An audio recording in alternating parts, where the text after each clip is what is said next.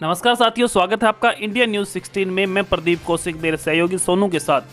साथियों, लगातार जो चुनावी यात्रा राजस्थान की हम कर रहे हैं, आप मिल रहे हैं हर उस उम्मीदवार से जो प्रत्याशी है और उम्मीदवार है, प्रतिनिधि है, अपने विचार रख रहा है कि किस कारण को लेके वो सरपंची लड़ना चाहते हैं। इसी संदर्भ में, इसी कड़ी में आज भावी सरपंच प्रतिनिधि से हम मिलवाने वाले हैं आपको। और सर, स्वागत है आपका हमारे चैनल में। मैं रणवीर सिंह थालोर, निदेशक Veer Savarkar girls college and school, अध्यक्ष आर्य समाज चिड़ावा, अध्यक्ष निजी शिक्षण संस्थान चिड़ावा एवं संयोजक चौधरी चरण सिंह विकास समिति चिड़ावा। मैं विभिन्न सामाजिक संगठनों से समाज सेवी के रूप में जुड़ा हुआ हूँ। इसी संदर्भ में मैंने ये विचार किया कि क्यों नहीं ग्राम पंचायत का चुनाव लड़ा जाए और मेरी पंचायत के विकास में भागीदारी निभाई जाए, जिससे कि मेरी गरीब आम आवाम का सहयोग हो सके और उनके कार्य हो सके और पंचायत का विकास हो सके, जिसमें मैं सक्रिय भागीदारी निभा सकूं। राज्य सरकार द्वारा, केंद्र सरकार द्वारा जो भी योजनाएं हों उनको लागू किया जा सके, गांव के युवाओं को दिशा दी जा सके। आज समाज में व्याप्त बुराइयां हैं, उनको उनके बीच में रह के दूर किया जा सके। मैं विभिन्न तरह की योजनाओं का लाभ हमारी पंचायत के लोगों के तक पहुंचाना चाहता हूं। मैं उन्हें एक स्पष्ट संदेश देना चाहता हूं कि वे लाभ उठाएं एवं एक ऐसे प्रत्याशी का चयन करें जो उनके विकास में भागीदारी निभा सके। सर, सबसे पहले अपनी जो पंचायत है उसका नाम बताएं। हमारी ग्राम पंचायत शाहपुर है। कितने गांव आते हैं सर पंचायत? जिसमें 4 गांव हैं, शाहपुर, शैदपुर, जयशंकर और बिशनपुरा। सर, टोटल वोटिंग कितनी होती है, काउंटिंग कितनी है? लगभग 3,500 मतदाता हैं। और सर, 3,500 मतदाता आप बता रहे हैं, तो कितनी आपके जो प्रतिद्वंदी आपके सामने खड़े हैं 3,500 के लिए?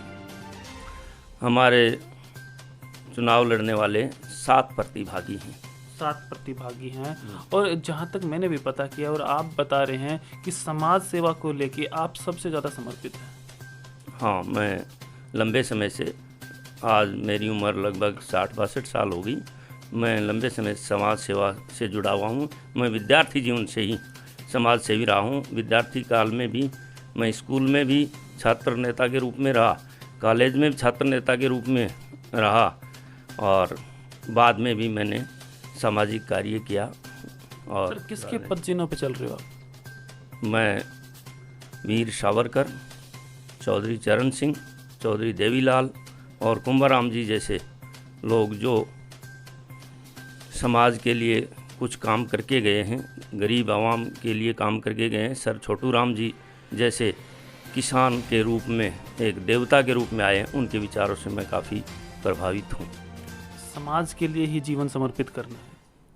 हाँ, मैं सामाजिक रूप से सदा ही समाज पे समर्पित रहा। मैंने बचपन से ही घर का कोई कार्य विशेष नहीं किया, न घर वालों ने मेरे से कोई अपेक्षा की। समय नहीं देते हैं तो घर वाले हमें डांटते भी हैं। आप कह रहे हो बचपन से ही समाज सेवा में, राजनीति में आप रहे हो, घर वालों का सहयोग कैसे रहा?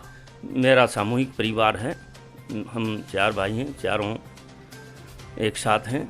मेरी माताजी के साथ हैं। मेरी माताजी आज 95 ईयर्स ओल्ड हैं। पिछले 13 साल से माताजी चारपाई पे हैं। उनकी सेवा भी होती है, समाज के लोगों की भी सेवा होती है। और समाज के काम करने के लिए मैं यदि उपलब्ध नहीं हूँ तो मेरा भाई उपलब्ध हो जाता है। मेरे भाई को दूसरे को काम है, तीसरा भाई चला जाता है। कहीं ना कहीं मन सही है तब काम हो पा रहे हैं। हाँ, नेकी और ईमानदारी से हम काम करते हैं। कहीं हमारे मन में खोट नहीं होता है, स्वार्थ नहीं होता है और कहीं भ्रष्टाचार के नज़दीक नहीं होते। नेकी और ईमानदारी से काम करें। यदि पंचायत ने हमें मौका दिया तो एक पैसा खाना हराम होगा हमारे लिए। सर, ये बताएं, आपके मन में विचार आया सरपंच जी का, घर वालों से भी बातचीत की, गांव वालों से भी बातचीत की और आप खड़े भी हो गए। किन विचारों को लेके भाई गांव में क्या क्या समस्याएं आज के दिन हैं, कैसे आपने उन पर फोकस डाला? ग्रामीण क्षेत्र में मुख्य रूप से समस्याएं सड़क, पानी, बिजली, रोजगार और आपसी समन्वय की कमी रहती है। सबसे बड़ी बात आपने कम शब्दों में बताई। इनको थोड़ा थोड़ा एक्सप्लेन करके बताएं कि क्या हाल आज है इन चीज़ों का अपने गांव में, अपनी पंचायत में, और अगर आप आते हैं, लोग आप पे विश्वास करके आपको वोट देते तो आप क्या करोगे? यदि विश्वास करके जनता ने हमें चुना तो सर्वप्रथम तो जिसने न मत दिया वो भी मैं ये मानूंगा हमें मत दिया, क्योंकि सरपंच सभी का होता है, सभी के विकास का काम करता है। और रोजगार के लिए जैसे महिला समूह होते हैं, इसी तरह विद्यार्थियों के लिए हम खेल के मैदान है या उनमें सकारात्मक भावना पैदा करेंगे जिससे कि वो विकास कर सकें।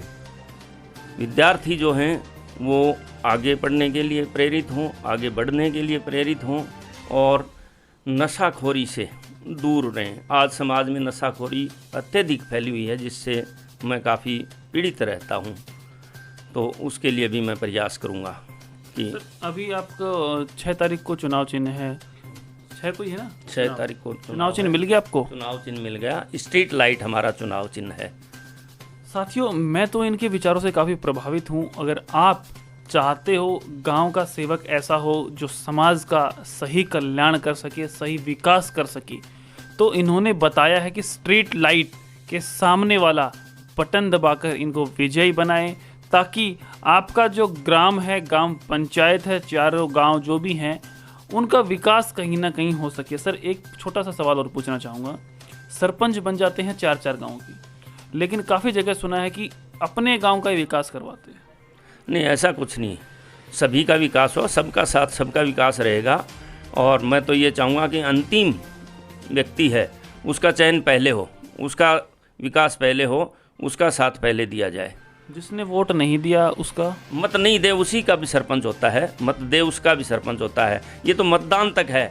और मैं तो आज भी मेरे प्रतिद्वंदी जो भी हैं, ना आप मानते हो प्रतिद्वंदी शब्द काम में लेते हो, मैं तो कुलीग कहूँगा चुनाव लड़ने वाले, तो उन सब प्रतिद्वंदी शब्द वाले जो हमारे कुलीग हैं उनसे भी कोई मेरे वैमनस्य नहीं है।